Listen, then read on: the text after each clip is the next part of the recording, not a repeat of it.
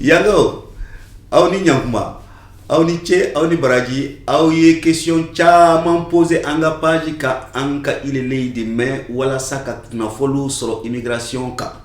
Mɔgɔ minnu b'a fɛ k'u sigi Faransi o sababuya la sa ala kana an sɛgɛn faso jɔli la n b'o fɔ sanga ni waati bɛɛ an ye weleli bila spécialiste ba dɔ ma min bɛna se k'a da don a kuma na ka walawala an bɛɛ lajɛlen ye ale tɔgɔ ye ko maître Alfuseyinu Sila sénégalais don a sigilen bɛ Faransi yan a bɛ baara kɛ Faransi Paris barreau la avocat de don maître avec cogo di alhamdulillah ko ka ya abe man nga aba be malien be fo ka be malien be fo ah oui super bon ça tombe bien hein, de toute façon on est panafricain oui et bismillah anga keneka bon we remercier né bon comme il faut que maintenant né avocat Paris voilà exactement abena samo ama oui ni avocat ni damina samo ga otekle mu gai donc ni question immigratoire nous oui ni adam na wodema quoi voilà parce que comme né sénégalais donc malien ba de malien ba de Mauritanie ba de sénégalais toute l'Afrique ouais ba de c'est gâteau là on en français ou bien comme question papier oui absolument donc naturellement se sont retournés vers les avocats qui sont de leur ethnie, de leur région, de leur pays, de leur continent pour pouvoir donc les aider, les conseiller. Voilà. Donc les questions migratoires donc je connais pas mal, j'en connais pas mal et j'en ai traité pas mal aussi. D'accord. Voilà. Très bien. Merci beaucoup, maître. Merci. Alors, beaucoup de questions ont été posées, parmi lesquelles on veut savoir ceux qui viennent illégalement en France. Eh bien, comment font-ils pour obtenir des papiers une fois qu'ils sont sur place? Combien ça va coûter à un Malien, ou même un Sénégalais, ou un Guinéen, ou un Ivoirien? Alors, combien ça leur coûte à partir du moment qu'ils quittent chez eux pour arriver donc en Europe? Question ni. Déjà, ça dépend des pays. Bamako, le Mali, est plus proche de l'Algérie que le Sénégal. D'accord. Donc, ça dépend. Nani Malien Tata, Tata. Oui. En bas, ça va coûter entre 5 000, 6 000, 7 000, jusqu'à 8 000 euros. Ouh là là là là, 8 000 euros. Ça fait 8 000 euros, il faut compter 6 millions. 6 millions de francs. À peu près. Oula. C'est beaucoup d'argent. Eh oui. Donc, c'est préférable aux 6 millions. D'abord, investir au Mali que de venir en Europe pour arrêter pendant des années. Je pense. Voilà. Bon, mais la réalité des choses est telle que on ne peut pas rester dans son pays parce que les conditions ne sont pas idéales. D'accord. Donc, ce qui fait que les gens sont poussés à l'immigration parce que la pauvreté est sévissante dans nos pays. Mauvaise gouvernance. Mauvaise gouvernance sévissant dans nos pays. Les répercussions de tout cela. Donc, encourage en fait les candidats à l'immigration. Voilà. Et quand ils viennent, pourquoi les gens en général viennent en Europe? C'est parce que Malien Clean, au moment de Warisorola, à Bolo, dans la France, avait 1 million de minimum à la Carla comme salaire. Est-ce que si il reste à Bamako, même avec 6 millions, est-ce qu'avec son?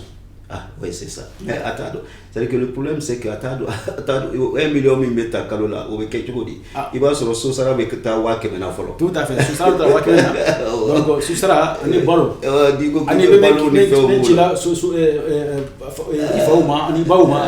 est frère, tout ça. Donc, il faut bien million bas. Voilà. Kalo sa casse drometi. On va faire du roué rabila. Kalo sa casse du c'est ça. Donc, les gens pensent que c'est un mirage. Oui, exactement. Donc, c'est l'état-providence, un mirage, donc on va s'enrichir. Donc, mais c'est pas ça la réalité des choses. Voilà. Donc, déjà, ça va coûter cher. Pour arriver en France, ça coûte cher. Voilà, ça c'est clair. Voilà. Et donc, et pour les papiers, comment font-ils? Pour les papiers, donc, c'est même pour nous. France, on a galère, Bon, on a déjà. Vous arrivez en Italie, vous arrivez en Espagne. À ce moment-là, on va emprunter tout ça. On va emprunter tout ça. Donc, ça c'est pour les gens qui arrivent clandestinement. Qui n'ont pas fait de démarche pour avoir les visas au niveau des ambassades. Tout à fait. Ou des consulats. Donc, vous entrez en Italie, Oui. on prend vos empreintes, Oui. et puis vous venez en France, votre destination c'est la France. Oui. On est en France, donc où c'est la France. Et où c'est Bénini. Oui. Vous voulez vous régulariser Oui, en exactement. France. Oui. Donc, C'est ça. c'est un parcours du combattant. Oui. Ah, mais où c'est maintenant, où c'est bien sur la Alors, France. combien de temps? Ah, mais ça dépend. Donc, il faut minimum 100 ans. Ouais, 10 ans. 10 ans. Pas. Voilà, 10 ans. 10 ans Mais pour embaucher là. voilà. Donc, mais- elle a la donc, elle a la Oui, absolument. Voilà, mais Mhm. comme solution, il y a le débat au bas là quoi. Oui. Mais comme c'est pas le débat du jour, Oui. mais c'est qu'on faut, D'accord. je ne veux pas le dire parce que D'accord. c'est pas le débat du jour. D'accord. Mais le minimum, ceux qui viennent, Oui. c'est 10 ans Oui. pour pouvoir donc se faire une vie normale en France. Ouh là là. Voilà. Et puis D'accord. prétendre au papier. Oui. En France, à se faire régulariser, comme on dit, Oui. il faut un parcours de 10 ans. Donc, c'est ce qu'on appelle le parcours du combattant. Donc, C'est obligatoirement, il faut. Obligatoirement, il faut justifier Oui. déjà Oui. que vous avez passé 10 bonnes années en France. Oui. Donc, comme il y a une loi don, Oui, oui, oui. on est carrefour, quoi. Alors, mettre 10 ans. Ouais. 10 ans pour avoir la nationalité.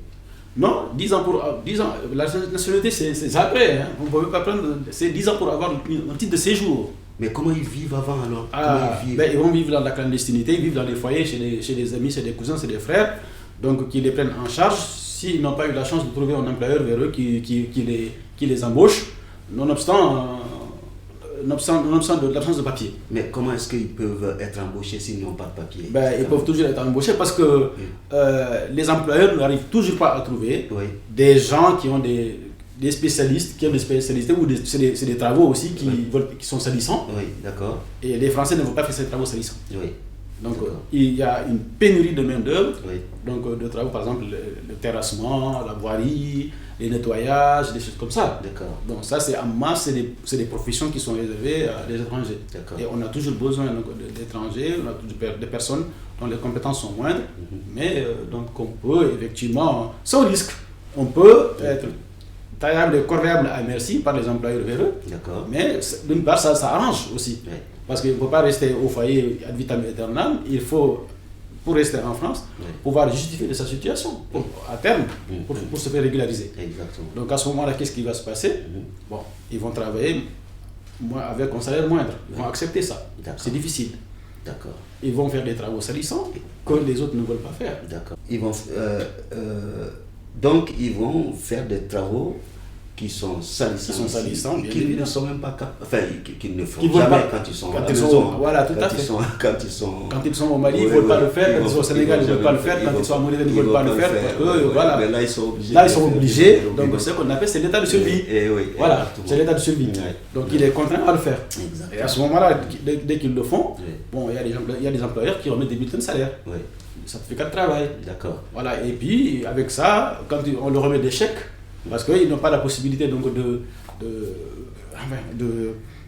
d'ouvrir un compte bancaire, Oui. bon, on leur remet un chèque, qu'est-ce qu'ils font? Ils le remettent à un ami, à un cousin, Oui. qui le dépose sur son compte et puis sortir de l'argent pour eux. Ah. Ouais. Quelquefois aussi, il y a des institutions comme la Poste, Oui. en France, Oui. acceptent, nonobstant le fait que vous n'avez pas de papier, D'accord. vous ouvrez un compte bancaire et puis vous déposez votre salaire dessus. D'accord. Voilà. Ok. Et avec tous ces éléments-là, Mhm. petit à petit, vous constituez des documents, des pièces Oui. probantes Oui. qui vous permettraient éventuellement à terme donc, de pouvoir déposer un dossier à la préfecture pour pouvoir prétendre à votre régularisation. Ouais. Bon, alors, pendant cette période de clandestinité, est-ce que il ne risque pas d'être expulsé, de se faire contrôler, enfin tout ça, c'est quand même des questions qui reviennent très souvent. Très aussi. souvent. Ouais. Alors, ça c'est récurrent. Ouais. Il y a des risques de contrôle Oui. parce qu'on voit l'administration française donc, qui lutte contre l'immigration clandestine. Oui. On va donc devant les foyers, on fait donc les gendarmes, les policiers font donc le contrôle aux portes des foyers, Oui. et c'est comme ça qu'ils se font contrôler. Ça, on ne peut pas exclure. Il y a tellement d'étrangers qui se font contrôler, Oui. et quand ils se font contrôler, donc, c'est quoi? C'est les avocats, ils s'en réfèrent à des avocats Alors, pour pouvoir les sortir. Bah, ouais, mais avec quoi il va payer l'avocat quand même ça? Ben, il y a des gens qui ont la chance, donc comme je vous l'ai dit tout à l'heure, Oui, oui. qui travaillent et qui ont un compte bancaire. Ah oui, d'accord. Voilà. Et aussi, ils mettent ce qu'on appelle un pot d'argent sous le paillasson ou sous les coussins. Et puis quand ils ont des difficultés, ils s'en réfèrent à des cousins. Allez-y chercher un avocat pour pouvoir nous aider. Maître, ça coûte combien? Ça dépend. Minimum quand vous faites contrôler, parce que la procédure elle est administrative et judiciaire. Oui. Donc vous passez devant le juge des libertés et de la détention pour pouvoir vous sortir. Vous passez devant le tribunal administratif pour annuler les actes, ce qu'on appelle les obligations de quitter le territoire. Et soit la cour d'appel, voici aussi à la cour d'appel. Si vous n'avez pas eu gain de cause devant le tribunal de grande instance, devant le juge des libertés, et ça peut vous coûter entre 1500 et 2000 euros par procédure. Une personne qui n'a pas de papier, qui n'a pas... Enfin, tout ça, c'est assez compliqué. C'est très compliqué. C'est très compliqué. Bon. Donc, quand ils se font contrôler, ça peut arriver, et les frais d'avocat sont chers. Voilà. Et les meilleurs spécialistes de la question sont aussi rares sur le marché, et ce qui fait que, ils sont obligés de payer leur avocat donc pour pouvoir sortir effectivement des centres de rétention. Voilà. Mais j'ai entendu dire aussi très souvent qu'ils sont confrontés à des tortures, à beaucoup de choses avant de pouvoir traverser la mer pour ceux qui partent par la mer. Ah oui, ça c'est fréquent. Parce que on a vu des images en Libye par exemple, où les Africains sont réduits à l'état d'esclavage, où on les vend. Voilà, parce qu'ils n'arrivent pas donc, à payer donc, les mafieux pour pouvoir donc, arriver en Europe. Mais ça c'est les tortures en cours de route. De Bamako, du Sénégal, en traversant le désert, en passant par la Libye pour pouvoir traverser la Méditerranée. Et bien, ils sont à la merci des mafieux. Et à ce moment-là, ils prennent tous les risques. Donc de se faire soit racketter déjà de leur argent et de se faire torturer. C'est évident parce qu'on on leur demande. Si par exemple vous avez la chance d'avoir un ami, un frère en France et qui peut financer votre voyage, et ben, en tant qu'Africain, quand vous appelez, parce qu'on vous donne le téléphone quelquefois, appelez vos gars, vos frères, vos cousins, il faut qu'ils amènent des sous pour qu'on puisse vous libérer. Ça c'est le cas en Libye où on enferme les gens là-bas. On leur fait payer des rançons. Et je ne peux pas laisser mon frère moisir donc, dans les cachots libyens, des cachots clandestins, libyens, sans pour autant venir à son secours. Et à ce moment-là, qu'est-ce que je fais? On me donne les coordonnées d'une personne que je ne connais même pas, envoyer l'argent à cette personne-là pour que je puisse sortir.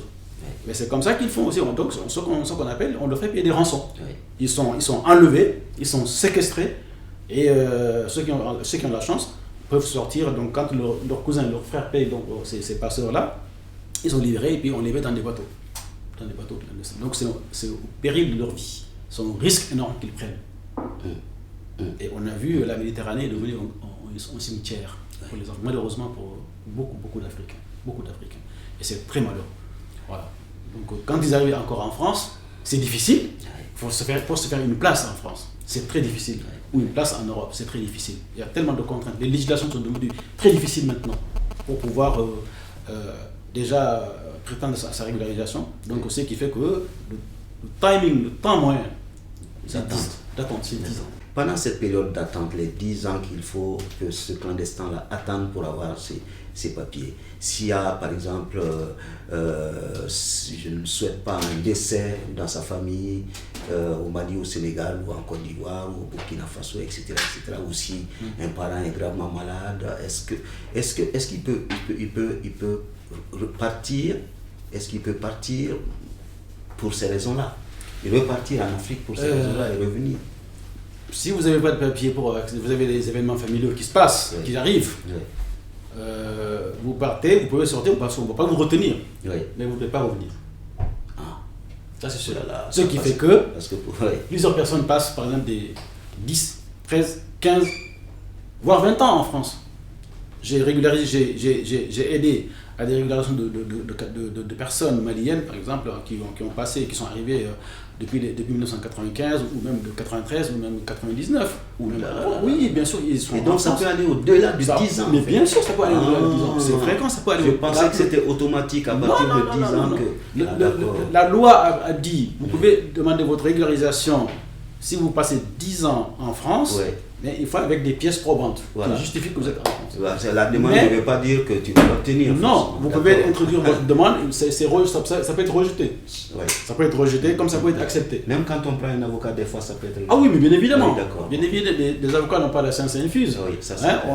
c'est vrai que les textes de loi, on les connaît. Oui. Mais l'administration est libre de donner une bonne réponse ou pas. Exactement. Voilà, Oui, donc, d'accord. mais quand l'administration refuse la régularisation, on a des voies et moyens pour contester devant le tribunal. On est plus enclin à être entendu par un tribunal que par une administration. Parce que l'administration, elle fait ce qu'elle veut. Oui. Bon, même si vous avez un dossier béton, on peut vous dire, monsieur, voilà, on ne peut pas vous régulariser pour telle et telle raison. Parce que vous avez de la famille, vous n'êtes pas isolé dans votre pays d'origine, voilà, vous avez de la famille qui est restée, vous avez une femme que vous avez laissée derrière vous, vous avez des enfants qui sont nés là, que vous avez laissés derrière vous. Donc si vous retournez dans votre pays, vous n'êtes pas isolé. Oui. Donc même, nonobstant les événements familiaux, on ne souhaite pas un décès, des difficultés, vous ne pouvez pas retourner.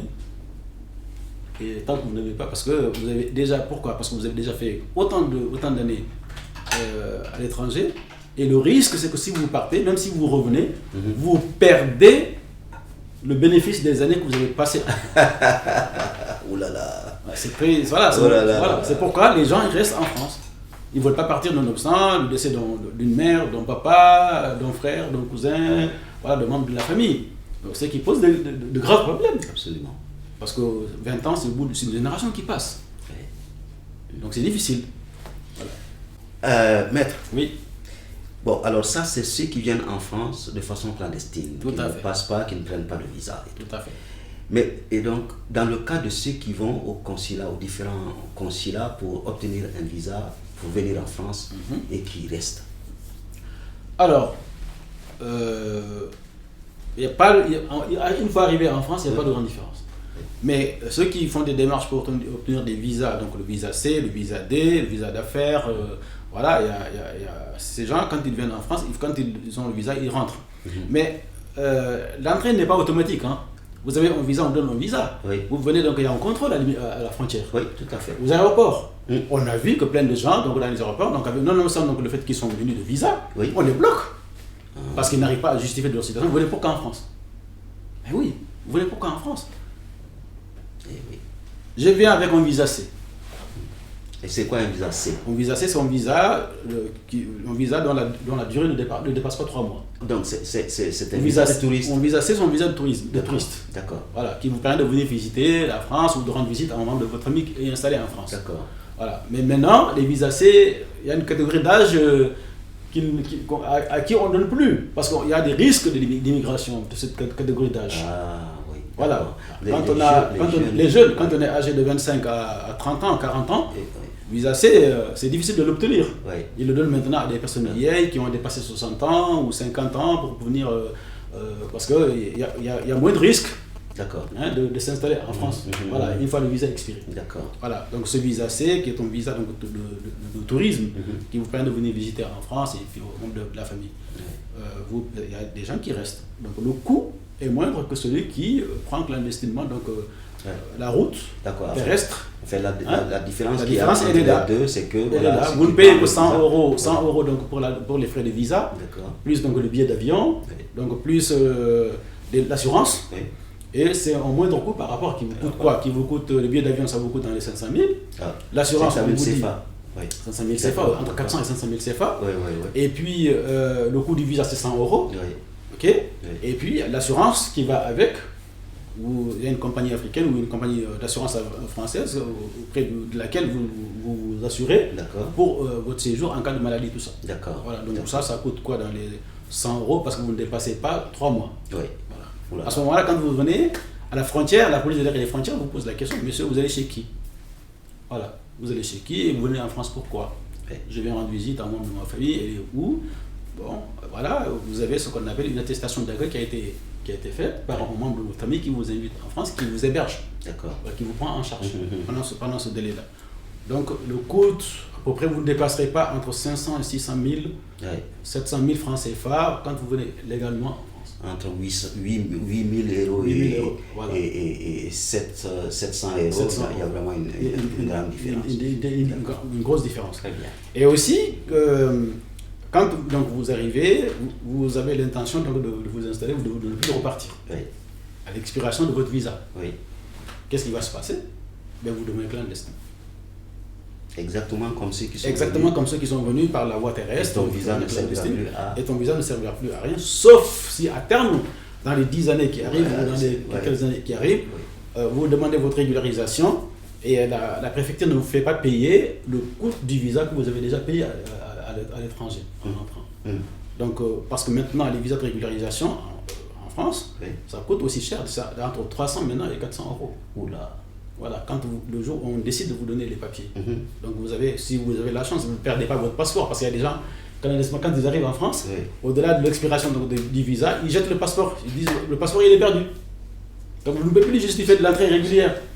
Oui, parce que, pourquoi? Parce que s'ils se font contrôler, c'est en perspective des contrôles qui arrivent, Oui, des d'accord. contrôles d'identité qui Oui, arrivent. oui. Donc à ce moment-là, qu'est-ce que les gens ils font? Oui. Ils plantent les passeports ou ils les perdent en disant j'ai perdu mon passeport. Mais Voilà. quel avantage? Mais l'avantage c'est quoi? C'est pour tourner l'administration. Le jour où vous faites contrôler, Oui. ben, on cherche après votre passeport Oui. pour vous rapatrier. Ah. Parce qu'on ne peut pas vous rapatrier avec une D'accord. pièce d'identité. Ah. Donc un document transfrontière, c'est le passeport. D'accord. C'est le seul document international qui est reconnu pour traverser une frontière. D'accord. En tout cas aéroportuaire, même aussi maritime. D'accord. Voilà. C'est quand même, maître, c'est quand même très compliqué ça. Parce que la personne, elle cache son passeport pour ne pas être expulsée un jour en cas de contrôle. Tout à fait. Et, mais en même temps, parce que quand tu n'as pas de passeport, parce que le passeport étant le seul document avec lequel on voyage, quand tu n'as pas de passeport, tu ne...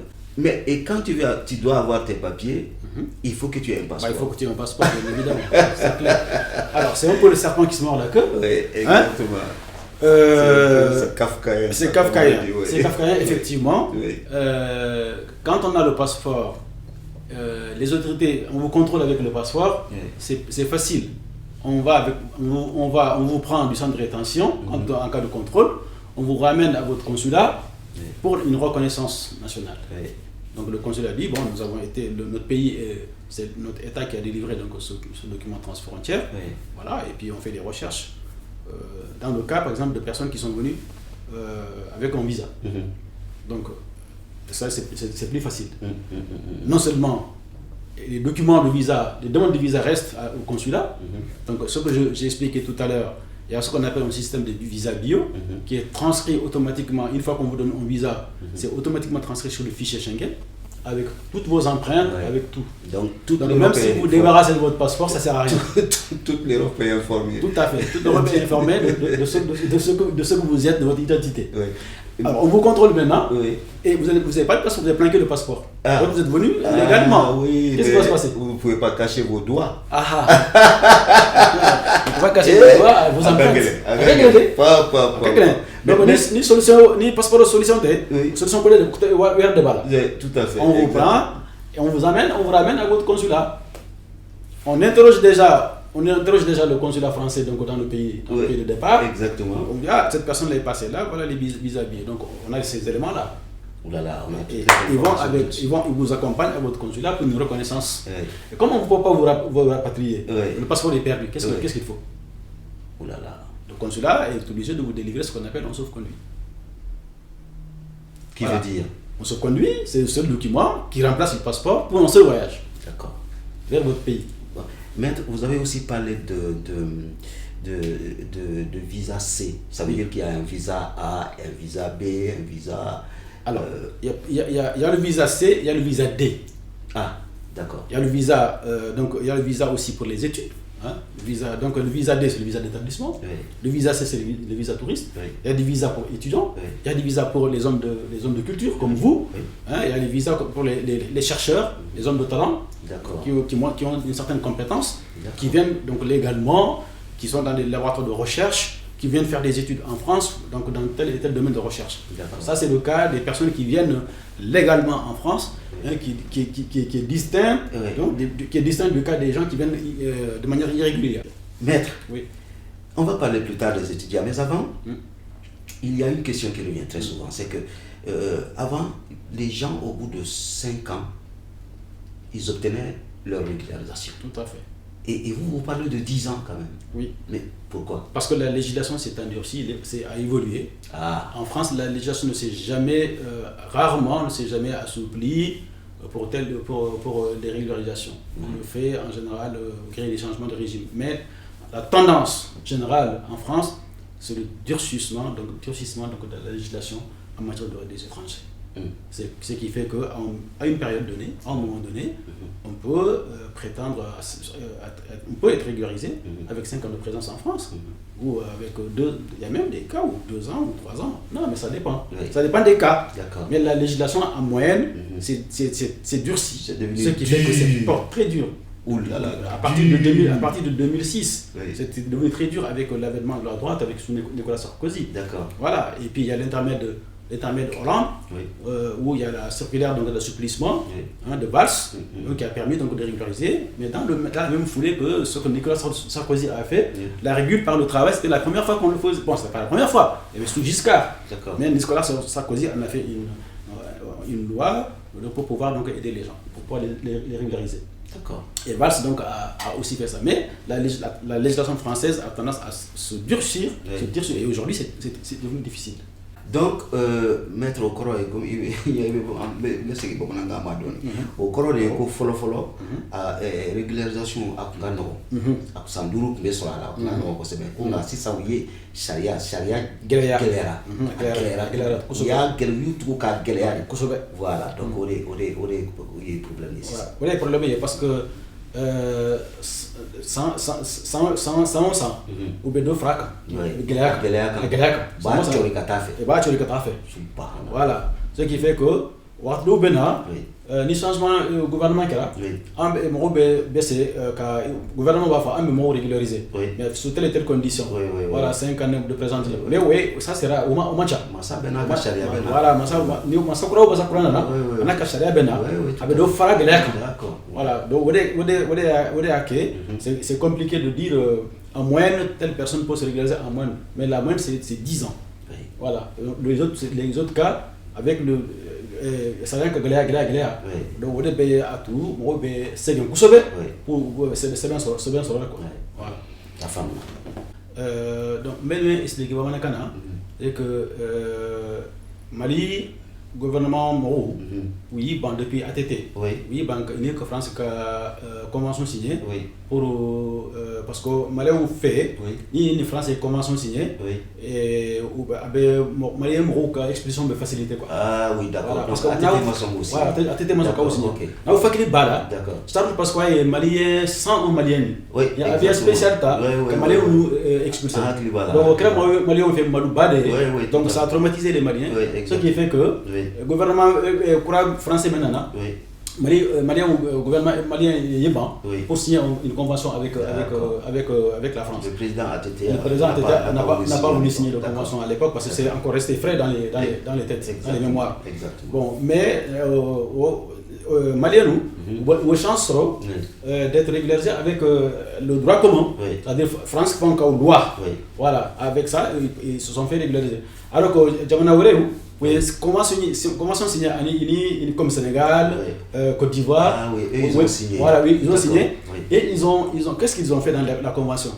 Où il y a métier Sénégal par exemple, métier Kémé, un métier Nani, où il est visé, ni Sénégalais ou Sénégalais baraké, au métier au français, tu peux être régularisé. C'est incroyable. C'est ce qu'on appelle les 104 métiers.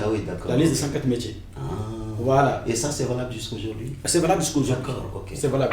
Donc nonobstant le fait qu'il y a 3 législations ou même 4 législations. La première législation c'est de l'Union européenne, donc Schengen, tout ça.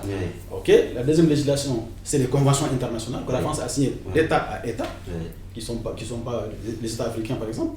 Voilà. Et la troisième loi c'est la loi interne. Voilà. Si on ne vous applique pas la convention internationale, on peut vous appliquer la convention bilatérale ou on peut vous appliquer le droit commun.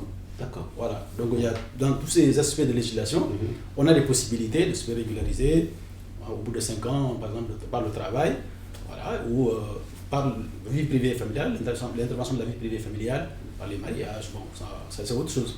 Très bien. Et on peut se faire régulariser au bout de 5 ans par le travail. D'accord. Quand vous justifiez, par exemple, dans 24 mois, vous justifiez donc 12 ou 13 ou 15 bulletins de salaire, Oui. ou en un an, vous justifie de 8 bulletins de salaire. D'accord. Donc, vous pouvez, avec la circulaire VALS, vous pouvez vous prétendre à votre régularisation par le travail. D'accord. Voilà. Et cette circulaire Valls, Elle est toujours valable. Elle est toujours valable. Elle est toujours valable. Même quand que Valls N'est plus le Premier ministre, n'est plus Premier ministre, c'est Voilà. toujours- ça a été toujours. Ah, on a fait mieux les gars. Voilà, ça- On a fait un secret. Voilà. Ni moi, ni moi, ni gagné droit. Tout à fait. Avant changé. D'accord, merci Avant beaucoup. changé, le gouvernement français est régularisé par le travail avec cette circulaire-là. Avant changé. Très bien. Avant changé. Et maître, Oui. pardon de te poser toutes ces questions. Je suis en train de... Je vous en prie, je suis là pour ça, c'est une guerre. Je suis là pour ça. En tout cas, j'en profite pour Tout à tous fait. ceux qui suivent donc Anka Ineneidime. C'est absolument capital. Donc, il faut qu'on en vienne maintenant aux pays voisins, c'est-à-dire les pays de la CEDEAO. De la CEDEAO, d'accord. Alors, concernant les pays de la CEDEAO, il y a 3 principes. Oui. Le premier principe, c'est le principe de la libre circulation Mhm. des personnes et des biens. D'accord. On peut donc traverser la frontière de part et d'autre avec une simple pièce d'identité. D'accord. Ça, il n'y a pas de souci. Et puis on peut aussi... Le deuxième principe, Oui. c'est le principe d'établissement. Voilà. On peut s'y établir quand on veut. On peut y travailler. Le troisième principe, Oui. c'est le principe du travail. D'accord. On peut s'installer, donc c'est les 3 principes. D'accord. Ok. Donc strict Très libre bien. circulation, D'accord. libre installation Très bien. et libre exercice d'une activité professionnelle. Voilà. Donc ça, il n'y a pas de souci au niveau de la CEDEAO. De la CEDEAO. Et la CEDEAO est composée donc, de plusieurs pays. Oui. Il y a à peu près 4 pays anglophones, Oui. et puis le reste Qui aussi. sont 4 pays, le Nigeria, le Ghana, le Libéria, la Sierra Leone. Ouais, ouais, Et puis il y a ok, plusieurs d'accord. d'autres pays Ah, c'est étonnant, ça. francophones. Oui. Le Sénégal, le Mali, la Côte d'Ivoire, le Burkina Faso, le Bénin. Il y a aussi il y a 2 pays aussi lusophones, D'accord. qui est les îles du Cap-Vert et la Guinée-Bissau. D'accord. Ah oui, C'est ok. autant de Ok. pays. Ouais, Donc ouais, ouais. C'est bien de rappeler tout voilà, ça. tout parce ça. que, Donc en fait, c'est donc des fois, on croit connaître, on ne connaît pas en réalité. il y a le Togo, il y a le Bénin aussi, Des qui sont des pays voilà. francophones, donc Ok. etc. Très bien. Donc on a dans cet espace Super. économique qui s'appelle la CEDEAO, hein, donc il y a ces principes de liberté, donc D'accord. d'établissement, de transfert de frontières, de franchissement de frontières libres, Oui. et puis d'exercice d'une activité professionnelle libre. Très bien. Voilà. Donc, du coup, nous faisons mettre fait ça. Nous et Sierra Leone, ni Ghana, ni Côte d'Ivoire, ni Burkina Faso, etc. Nous faisons c'est ça. Nous et CEDEAO, et Abela Djele. Donc, nous sommes Malien, il y a donc au charia il y a maria il kati sigé parce que CEDEAO charia Tout à fait. il kati sigé Tout à fait. il ka baraka il ka voyager ka taille ni ka pièce d'identité de Tout à fait. il ka se ka bara fana Il ka se ka bara fana. donc c'est un peu difficile, c'est très différent. C'est donc très pas- différent. voilà, c'est comme si CEDEAO Sharia, ni Europe Sharia différent, Bitlari. ah ouais, ouais. Bitlata. Donc au Donc ni carte d'identité bleu, Oui. il peut tara, Oui. il peut né avec les carte d'identité, Oui. il peut frontière tout ça bon avec Oui. ta carte d'identité. Tout à Il peut fait. contrôle de ka identité, il peut jamana jamana. Tout à fait. Il peut di police moi, Oui, oui. police peut ka identité jube, Oui, et puis oui. il peut taka.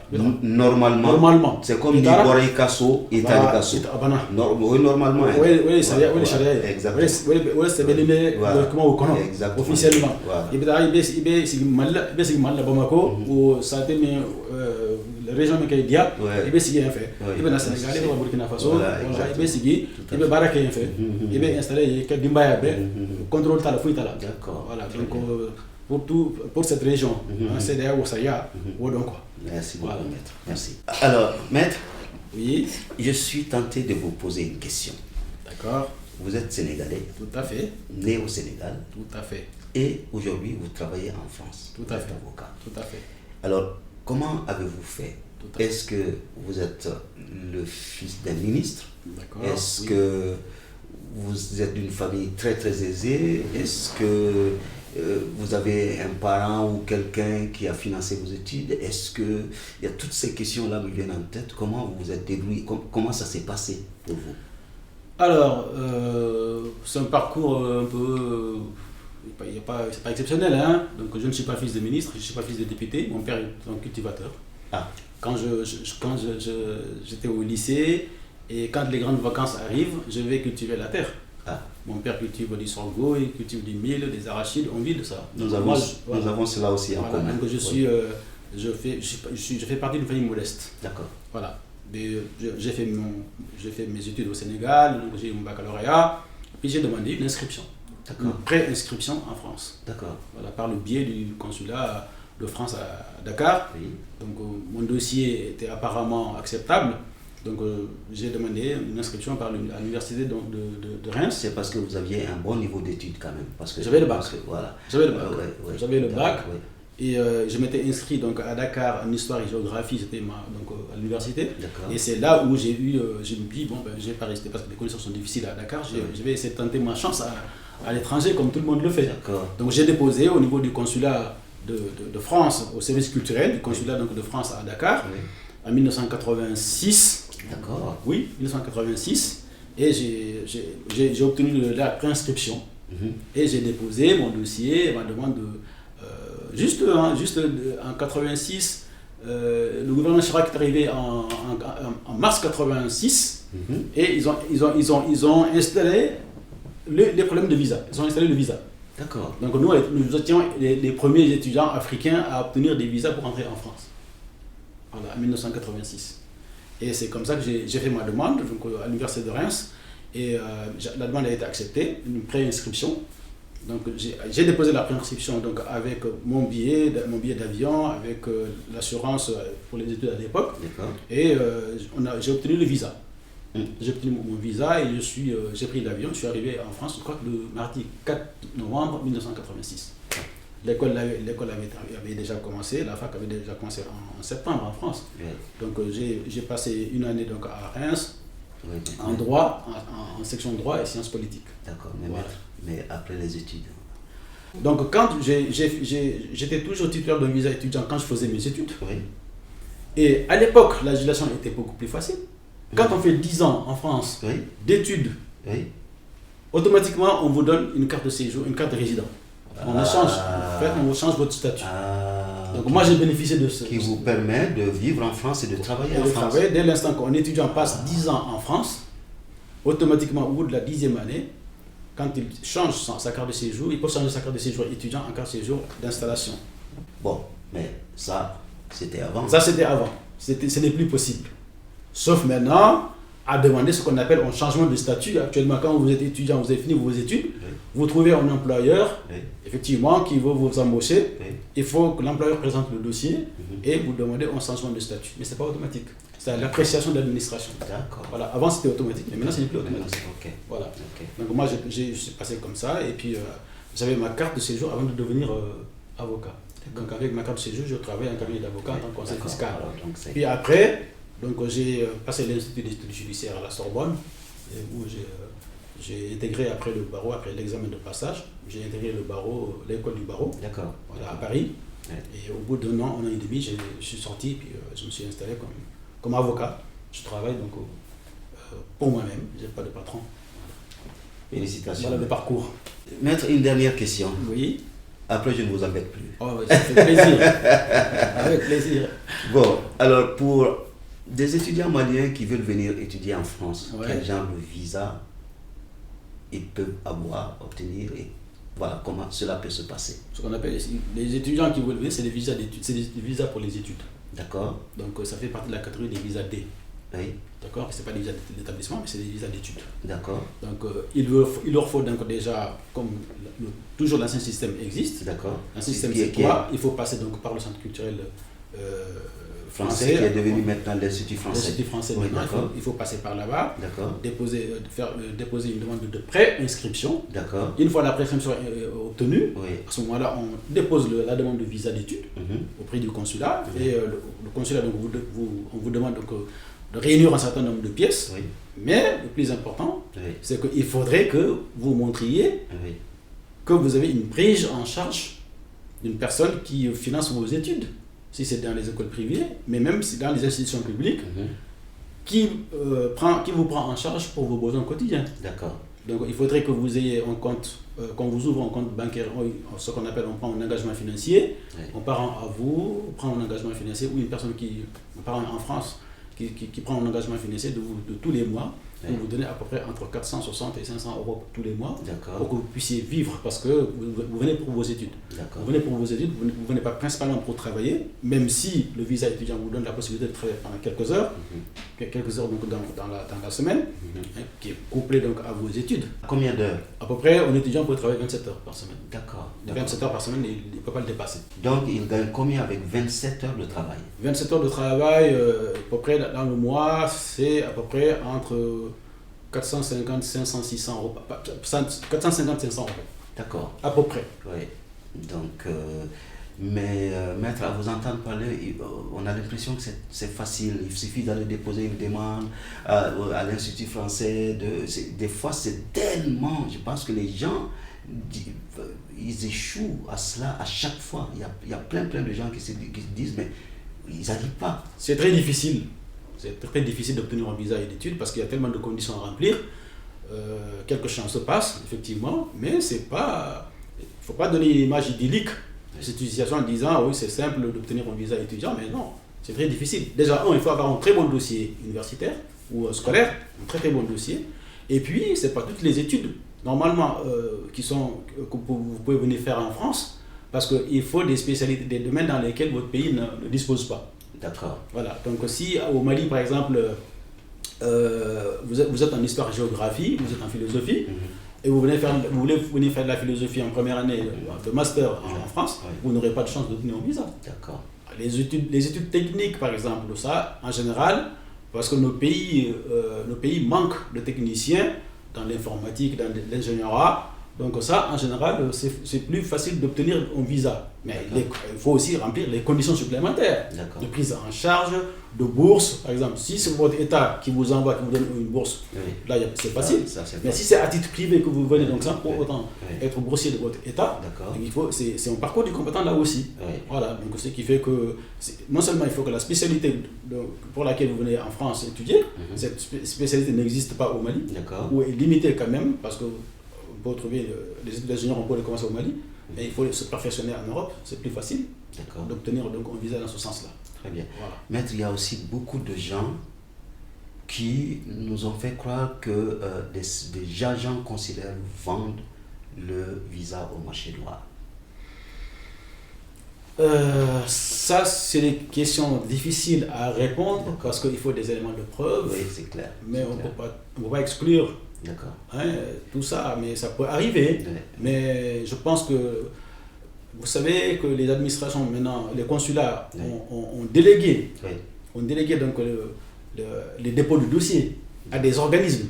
Ah oui, parce que vous n'allez plus directement au consulat déposer votre dossier. Il y a un organisme qui est là, qui fait le tampon auquel la France a donné le label, le consulat a donné le label, qui est chargé de rassembler les documents et déposer. Parce que donc on voit plus, les agents consulaires ne voient plus les étudiants ou les candidats au visa, au dépôt de visa. Voilà, donc ils passent par un organisme qui dépose. Peut-être que là, je ne sais pas, j'en ai pas la preuve. Mais nous sommes des hommes, ça peut arriver. Ça peut arriver, les gens ont des suspicions sur tel ou tel agent, donc agent délégué qui est chargé de compiler les demandes de visa et de les déposer au niveau du consulat. C'est difficile à répondre à cette question. Je n'en ai pas la preuve, je ne peux pas me prononcer dessus. Voilà. Très bien. Merci beaucoup, maître. Je vous en prie. Maître Sila Gapmo, mais il fait vraiment hakla awe femme ali chaman solala. Et donc, comme il y a vraiment antecédent façon jolila, antéminé façon jolila. Donc, anka il est dit mais ambe auka blala sanga aniwati ala ka baraka blanga jamanana. Merci maître. Merci Sila. Je vous en prie. Merci beaucoup. Merci beaucoup. Plaisir de vous rencontrer. Merci.